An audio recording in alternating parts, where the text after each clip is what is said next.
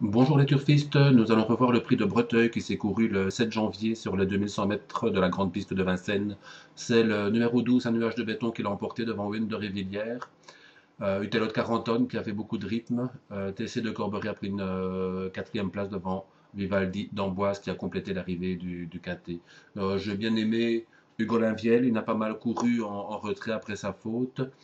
Et Velasquez-Vry, ça a été malheureux à suivre dans cette catégorie. Une grosse déception avec Viking du Pilet qui n'y est pas pendant ce meeting. Et voilà, on va suivre le départ.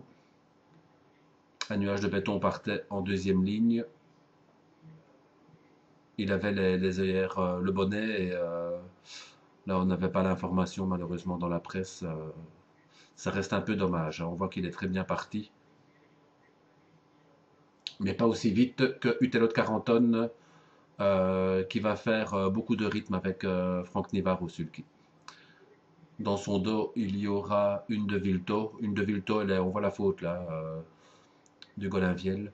Une de Vilto, elle est un peu limitée, surtout quand ça va à des rythmes pareils, quoi.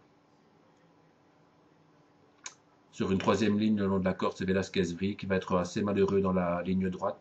Il aurait probablement pris une petite place. Hugo Dejaco était chuchoté, il a été pris de vitesse, il est là-bas. Hein, la casaque verte et la toque orange, il a été pris de vitesse au départ, il s'est retrouvé un peu loin, il va bien finir. DFD4 peut certainement faire l'arrivée d'un quintet sur la grande piste de Vincennes.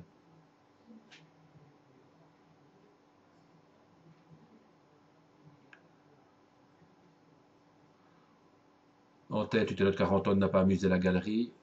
On a vraiment été très vite, on n'a pas repris et il va craquer dans les 100 derniers mètres. Mais bon, ça reste une belle course quand même.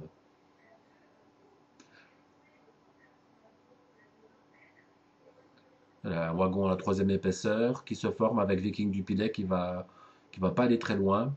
Il emmène derrière lui Uendo Rivelière qui lui va se montrer courageux. Et derrière Uendo, c'est le futur gagnant, un nuage de béton.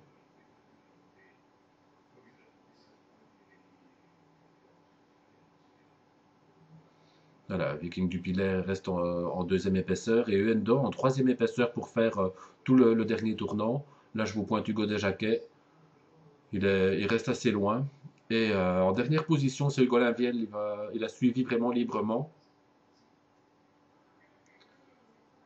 Ça, c'est un cheval qu'il faudra suivre dans la deuxième partie du meeting, je pense. Voilà, Uendo de Rivière dépasse le numéro 4 Viking du Pilet qui cède. Et bon, ben, le bon parcours, c'était pour un nuage de béton qui vient aligner tout le monde. Utelon Carenton ne peut rien faire contre les deux finisseurs et on a une bonne fin de course en retrait. Thésée de Corbery, une de Vilto, c'est un peu éteinte et j'ai bien aimé Hugo de Jaco en retrait. Voilà les turfistes, des notes à suivre pour l'avenir. À très bientôt, merci.